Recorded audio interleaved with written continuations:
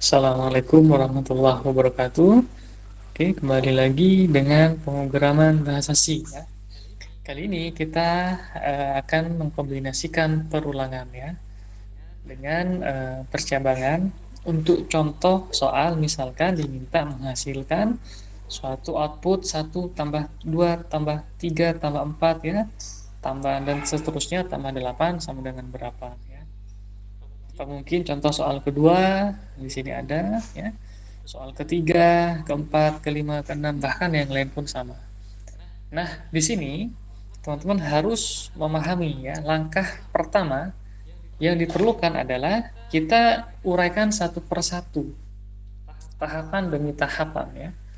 Tahapan pertama, nah, untuk menghasilkan soal output soal seperti ini, ya, output dari ya atau jawaban ini dari soal nomor A, maka kita uraikan beberapa tahapan. Tahapan pertama, ya, yakni kita bagaimana membentuk deret barisan bilangan tersebut. Ya. Contoh di sini kita menggunakan struktur perulangan ya, for ya, dan kita di sini menggunakan perulangan iteratif bukan perulangan rekursif. Pada perulangan iteratif ini for ya, kita membentuk barisan bagaimana menghasilkan satu tambah 2 tambah 3 seperti itu ya. Kita deklarasikan integer n sama dengan 8 ya. Lalu ada variabel k ini sebagai counter atau pencacah. Oke. For k sama dengan 1 ini nilai awal ya. K lebih kecil sama dengan n, lalu k plus plus ya. Print ya, printf persen i k. Persen i dia untuk meletakkan isi dari variabel k. Maka akan hasil dia outputnya adalah nanti di sini outputnya adalah 1, 2, 3, 4 ya, 5, 6, 7, 8 ya outputnya. Kalau output kita sudah sama ya dengan yang di atas output ya uraian tahapan pertama, maka kita ya masuk ya ke tahap berikutnya ya, yakni menambahkan variabel jumlah. Ya, untuk apa fungsinya? Ya untuk menjumlahkan semua bilangan k yang tadi disebutkan ya. Nah, di sini jumlah bertipe integer ya. Kenapa integer? Karena kita ingin menggunakan variabel k ya. Ternyata k adalah integer juga ya, sama. Di sini ada ya k ya. Nah, masih sama di atas dari for, strukturnya masih sama ya. Tinggal kita menambahkan jumlah sama dengan jumlah ditambah k ya. Oke, ini bedanya dia ya. Dengan struktur yang tahapan pertama ini bedanya di sini pada baris 26 juga ada ya. Dan pada baris ini ada variabel jumlah. Oke. Terakhir kita menambahkan di sini printf sama dengan ya, karakter sama dengan jumlah ya. Seperti ini. Ini hasilnya adalah kalau kita run maka akan menghasilkan output sama dengan berapa gitu ya, seperti ini. Oke. Nah, langkah kedua sudah ya, teman-teman sudah ya bisa menyaksikan ini. Oke. Langkah kedua sudah. Bagaimana? Langkah ketiga adalah kita menyertakan karakter plus ya. Menyertakan karakter plus di sini. Oke. Di mana diletakkan dia? Kita letakkan di setelah isi dari variabel k tadi ya. Persen i plus. Nah, ketika kita letakkan tanda plus di sini, maka akan eh, akan menghasilkan di sini dia. Oke. Nah, ada tanda plus ya. Nah, tanda plus di sini ada tanda tadi plus ya. Nah, sama nih plus plus plus oke. Plus tanda plus plus ya dan plus. Loh, padahal di soal kalau kita cek kembali tanda plus di akhir tidak ada ya, di sini dia. Tanda plus di akhir tidak ada ya. Oke, karena itu kalau sudah semuanya terbentuk sampai tahapan ketiga, oke, nah sekarang kita akan lanjut ke tahapan keempat, ya. Tahapan keempat kita sesuaikan outputnya ya, agar tanda plus yang di akhir hilang. Bagaimana caranya? Kita menyertakan percabangan if else ya. Kita cek ya. Ternyata karakter plus ini dicetak sebanyak angka tersebut ya. Karena itu kita kasih batasan. Kalau ya, kalau iterasi ke K kurang dari N, jadi dia tidak tepat sama dengan N ya, kurang dari N di sini, maka masih boleh menampilkan, memunculkan karakter plus. Oke. Kalau sudah dia melebihi bagaimana? Maka hapus tanda plusnya ya. Tinggal hanya variabelnya saja, isi variabelnya saja. Jadi ini ya pembaharuan dari tahapan ketiga.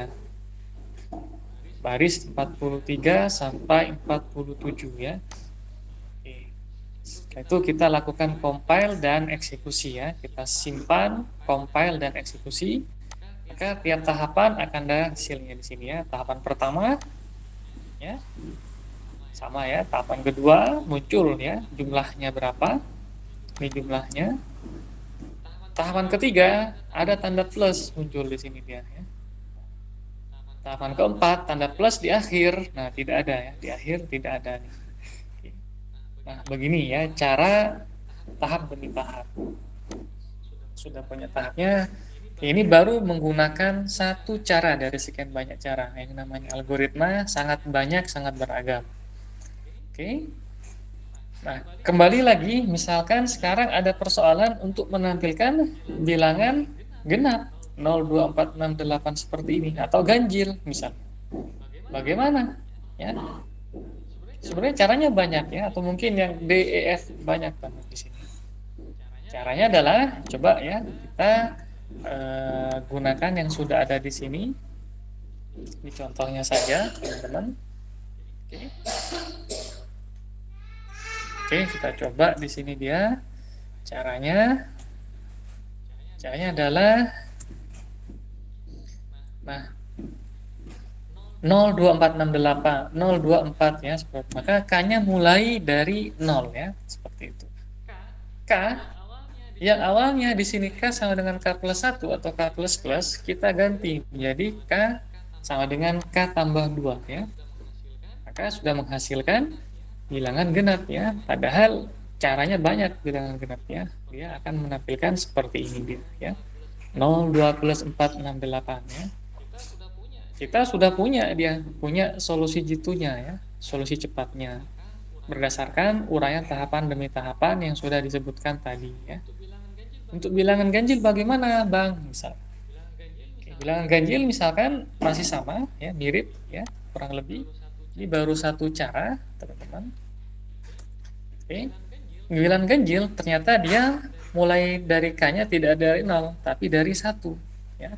Oke, meskipun nanti ada penyesuaian kembali ya, biasanya seperti itu. Kita cek di sini dia hanya mengubah K sama dengan 1. Ya. 1 plus 3 plus 5 plus 7. Nah, seperti itu dia ya. Sangat mudah. Tapi masih ada tanda plus ini Pak di akhir. Oke, kita hilangkan ya. Tanda plusnya bagaimana? Tanda plus dia ternyata masih plus 2 ya. Kita bisa tambahkan min 1 ya. Oke, kita lakukan. Oke, nah seperti ini 1 plus 3 plus 5 plus 7 seperti ini dia ya. Jadi bisa sudah sesuai ya. Oke. Kalau mau ditambahkan plus 9 bagaimana Pak? Itu ya. Maka kita gunakan mungkin nanti suatu metode deret aritmatika ya. Kalau soal nomor yang lain bagaimana? Nah, mirip dia ya, mirip teman-teman. 3, 8, 13 seperti nomor D ya, atau mungkin nomor F misalnya ya. Kita coba sekarang yang nomor D ya. Untuk ditambah misalkan 3 plus 8 plus 13, 18 ya, seperti ini. Bagaimana caranya? Kita coba. Nah, kita sudah memiliki cara tadi ya. Ya, ini bisa kita copy dulu ya, salin. Kita lakukan salin dulu ini. Oke, kita letakkan paling bawah. Nah, mulainya tadi dari ternyata 3. Ya, misalnya contoh salah satu caranya ya.